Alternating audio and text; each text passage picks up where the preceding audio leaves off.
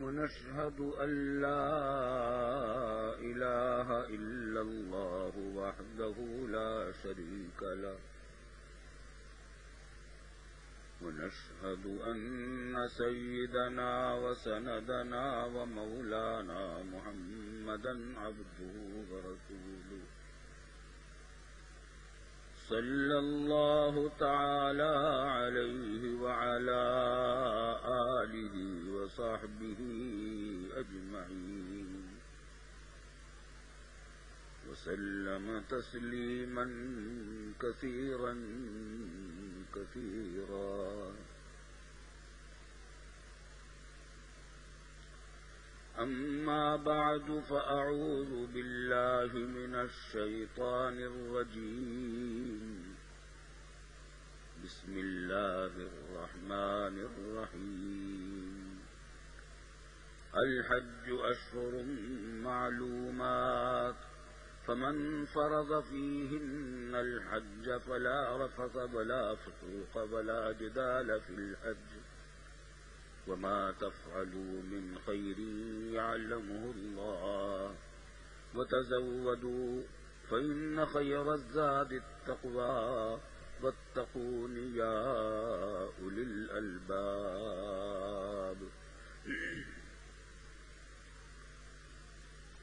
بزرگان محترم اور برادران عزیز،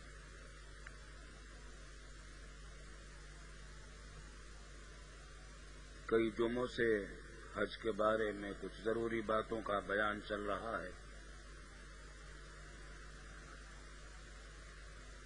وہ بھی ضروری ہیں اور آگے انشاءاللہ کچھ عرض کروں گا. لیکن اپنے وطن کی جو صورتحال ہے، پورے ملک میں جو افراتفری ہے، لا قانونیت اور بدامنی کا دور دورہ ہے، کسی کی جان، مال اور آبرو ایسا محسوس ہوتا ہے کہ محفوظ نہیں ہے. آئے دن قتل و غارت گری ہے. ہمارے شہر کے اندر بھی مولانا محمد امین صاحب جو استاد حدیث ہیں، ان کو شہید کر دیا گیا، ایک عالم دین کو. اور کل یہ المناک واقعہ پیش آ گیا کہ حضرت شاہ عبداللہ شاہ غازی رحمۃ اللہ علیہ کے مزار پر دھماکہ ہوا اور کتنے وہاں بے گناہ شہید ہو گئے، زخمی ہو گئے.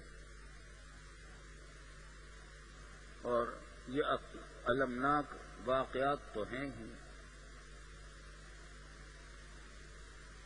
اور گناہ بھی کتنا بڑا ہے کسی مسلمان کو قتل کرنے کا. قرآن کریم میں ارشاد ہے، اور اتنی سخت وعید کسی اور گناہ کے بارے میں قرآن میں نہیں آئی جتنی کسی مسلمان کو قتل کرنے کے سلسلے میں ہے. قرآن کریم نے فرمایا کہ وَمَن يَقْتُلْ مُؤْمِنًا مُتَعَمِّدًا، جو شخص کسی مومن کو قتل کرے گا، ایمان والے کو.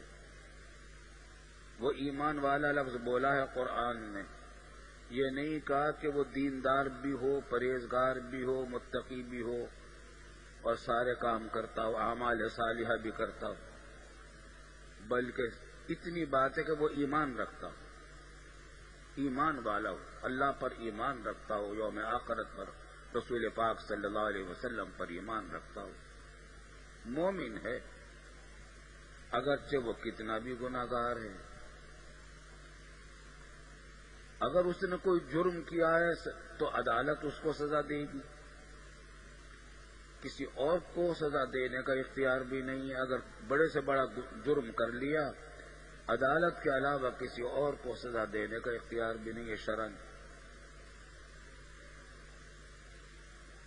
اور اگر کوئی شخص کرے گا کسی مسلمان کو ناحق قتل، تو قرآن نے فرمایا کہ فَجَزَاؤُهُ جَهَنَّمُ خَالِدًا فِيهَا، تو اس کی سزا جہنم ہے. جہاں وہ ہمیشہ رہے گا. وَجَزَاؤُهُ جَهَنَّمُ خَالِدًا فِيهَا وَغَضِبَ اللَّهُ عَلَيْهِ، اور اللہ کا غضب اس پر نازل ہوگا. وَلَعَنَهُ، اور اللہ تعالیٰ کی لعنت اس پر آئے گی. وَأَعَدَّ لَهُ عَذَابًا عَظِيمًا، اور اللہ نے اس کے لیے بہت عظیم عذاب مقرر کر رکھا ہے، تیار کر رکھا ہے. کسی مسلمان کو قتل کر دینا اتنا بڑا جرم ہے کہ قرآن یہ کہہ رہا ہے کہ جو ایسا کرے گا وہ ہمیشہ جہنم میں رہے گا، اور اللہ کا غضب اس پر نازل ہوگا، اور اللہ کی لعنت اس پر آئے گی، اور اللہ نے اس کے لیے عذاب بہت بڑا تیار کر رکھا ہے. افسوس ہے کہ ہمارے مسلمان بھائی ان تمام ہدایات کو بھول گئے، اپنے جذبات کے پیچھے دوڑ رہے ہیں، بھاگ رہے ہیں. پھر یہ کہ بزرگوں کے مزارات کی بے حرمتی، اللہ والوں کے مزارات کی بے حرمتی، یہ بھی کتنی افسوسناک بات ہے. کسی عالم دین کو قتل کرے یا کسی بزرگ کے مزار کی بے حرمتی کرے، یہ کسی مسلمان کا کام تو نہیں ہو سکتا. یہ بظاہر سازشیں ہیں. مولانا محمد امین صاحب کو شہید کیا گیا پرسوں، کل ان کی نماز جنازہ ہوئی. کل ہی حضرت عبداللہ شاہ غازی رحمۃ اللہ علیہ کے مزار کے اوپر دھماکہ کر دیا گیا. وہاں کتنے شہید ہو گئے، کتنے زخمی ہو گئے. ایک جان کے اوپر تو عذاب اتنا بڑا قرآن نے بتایا ہے، اور جائے کہ اتنے بے گناہ شہید ہو گئے. یہ ایک خود ہم پر، پورے ملک پر ایک عذاب ہے. یہ ہمارے معاشرے پر یہ بد امنی اور لاقانونیت جو ہے خود ایک عذاب بن کر نازل ہوئی ہے ہمارے اوپر اللہ کی طرف سے، ہمارے گناہوں کی وجہ سے. ہمارے گناہوں کی وجہ سے جب گناہ بڑھتے ہیں تو اللہ کی طرف سے ایسے واقعات پیش آتے ہیں جھنجھوڑنے کے لیے تاکہ توبہ کر لے. ظہر الفساد فی البر والبحر بما کسبت ایدی الناس، خشکی اور تری میں فساد پھیل گیا ہے لوگوں کے اپنے کرتوتوں کی وجہ سے. اللہ تعالیٰ ایسے ہی کسی کو پر عذاب نہیں بھیج دیتے، کرتوت ہوتے ہیں لوگوں کے. بما ظہر الفساد فی البر والبحر بما کسبت ایدی الناس لیذیقہم بعض الذی عملوا، تاکہ اللہ تعالیٰ چکھا دے ان کو ان کے کچھ گناہوں کی سزا. کچھ سارے گناہوں کی سزا ملنے لگے تو ایک انسان زندہ نہ بچے اس دنیا کے اندر. وہ تو اللہ کی رحمت ہے کہ وہ ہر گناہ پر دنیا میں عذاب نہیں دیتا، کتنے گناہوں کو تو معاف بھی کر دیتا ہے، آخرت میں بھی نہیں دے گا. ہاں، بعض گناہوں پر آخرت میں بھی پکڑ ہے اگر توبہ نہ ہوئی اور اس کی تلافی شریع قاعدے کے مطابق نہ ہوئی. تو اللہ تعالیٰ فرما رہے ہیں کہ یہ جو فساد پھیلتے ہیں دنیا کے اندر، یہ خود انسانوں کے اپنے کرتوتوں کا نتیجہ ہوتا ہے، اپنی بدعمالیوں کی سزا ہوتی ہے. لیذیقہم بعض الذی عملوا، تاکہ لوگوں کو اپنے گناہوں کی سزا کچھ چکھا دیں. سزا کھلا نہیں رہے، سزا دے نہیں رہے، صرف چکھا رہے ہیں، بتا رہے کہ دیکھو سزا یوں ہوتی ہے تھوڑی سی، کیونکہ اصلی سزا تو آخرت میں مقرر ہے، وہ ملے گی وہاں، اللہ پناہ میں رکھے. چکھاتے ہیں تھوڑی سی سزا. لعلہم یرجعون، تاکہ لوگ واپس آ جائیں، باز آ جائیں، اپنے گناہوں سے توبہ کر لیں، اللہ سے اپنی پناہ مانگ لیں، اللہ کے پاس اپنے پناہ لے لیں. ہم ایک دوسرے پر اعتراض تو کرتے ہیں فلاں کا عمل ہے، فلاں کی غلطی ہے، فلاں کی غلطی ہے، فلاں کی غلطی ہے.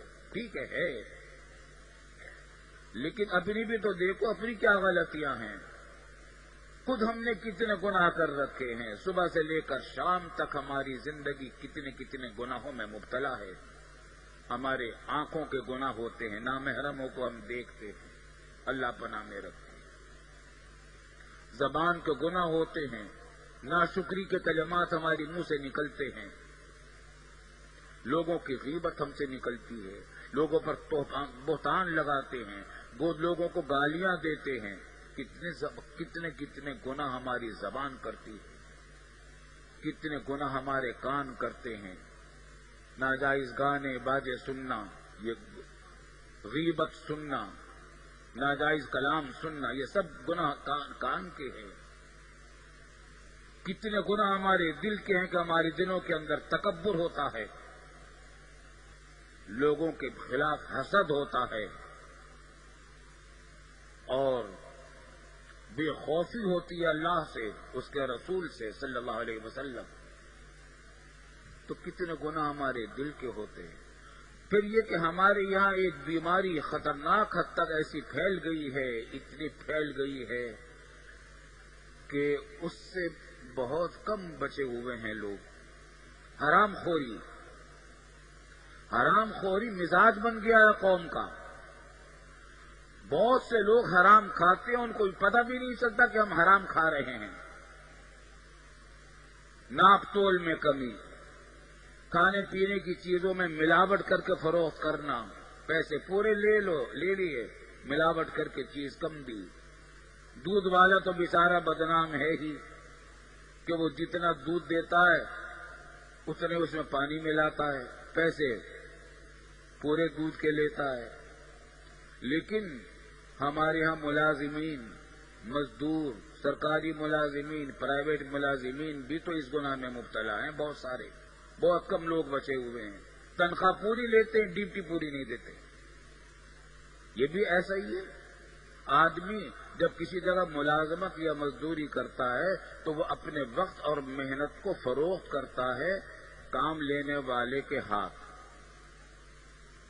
اس نے اپنا معاوضہ تو پورا لے لیا اپنے وقت اور محنت کا، تنخواہ پوری لے لی، دہاڑی پوری لے لی.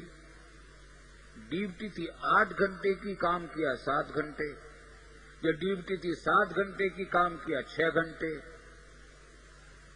اور 1 گھنٹے کا وقت چرا لیا. یا تو سو گئے یا بات چیت گپ شپ میں وقت گزار دیا. کام پڑا ہوا ہے، موجود ہے، مگر گپ شپ میں اڑا دیا،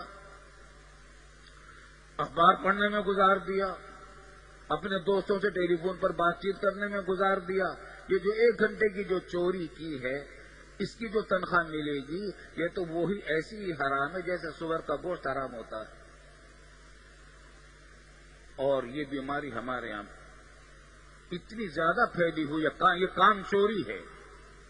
اور یہ کام چوری بالکل ایسی ہی ہے جیسے کہ کوئی آدمی پیسے پورے لے اور چیز پوری نہ دے. ناپ تول میں کمی کرنے والا کا جو گناہ ہے، قرآن کریم نے سورہ ویل للمطففین میں اسی گناہ کو بیان کیا ہے کہ بربادی اور ہلاکت ہے ان لوگوں کے لیے جو ناپ تول میں کمی کرنے والے ہیں. مفسرین نے لکھا کہ اس کے اندر وہ لوگ بھی داخل ہیں جو ملازمت اور مزدوری کرتے ہیں، تنخواہ پوری لے لیتے ہیں، دہاڑی پوری لے لیتے ہیں، ڈیوٹی پوری نہیں انجام دیتے. یہ بیماری ہمارے یہاں پھیلی ہوئی ہے. ملازمین کو بیماری کی بیماری کی رخصت تنخواہ کے ساتھ ملنے کا قانون ہوتا ہے، سرکاری طور پر بھی، پرائیویٹ اداروں میں بھی. بیمار واقعی اگر ہیں، ایسا بیمار ہے کہ ڈیوٹی انجام دینے سے بیماری بڑھ جانے کا اندیشہ ہے، ٹھیک ہے رخصت لے لو بھائی، اور اس کی تنخواہ بھی جائز ہے اور حلال ہے. لیکن بکثرت ایسا ہوتا ہے کہ کوئی بیماری نہیں ہوتی، جھوٹی درخواست لکھ کر اور اس پر رخصت طلب کرتے ہیں. ادارہ کہتا ہے کہ ثبوت لاؤ کہ واقعی بیمار ہو، تو ثبوت لینے کے لیے ڈاکٹر کے پاس جاتے ہیں، اس سے کہتے ہیں میری بیماری کا سرٹیفکیٹ دے دو. وہ کہتا ہے کتنے پیسے دو گے مجھے جھوٹا سرٹیفکیٹ دینے کا؟ تو ڈاکٹر بھی رشوت لے کر، حرام پیسے لے کر جھوٹا سرٹیفکیٹ دے دیتا ہے. ڈاکٹر نے 2 گناہ کیے، دھوکہ بازی بھی کی اور رشوت بھی لی، اور اس کا سبب یہ کون صاحب بنے؟ رخصت طلب کرنے والے۔ کتنے گناہ ہو گئے؟ ڈاکٹر نے جو 2 گناہ کیے وہ بھی اسی کو بوال بنیں گے جس نے ڈاکٹر سے جھوٹے سرٹیفکیٹ لیے ہیں۔ ڈاکٹر تو گناہگار ہوگا ہی، جتنا گناہ اس کا اتنا اس کے اوپر بھی پڑے گا، کیونکہ یہ ذریعہ بنا ہے اس گناہ کا۔ اتنے سارے گناہوں کا مجموعہ کر کے پھر اس نے وہ کیا لی؟ تنخواہ لے لی اس دن کی۔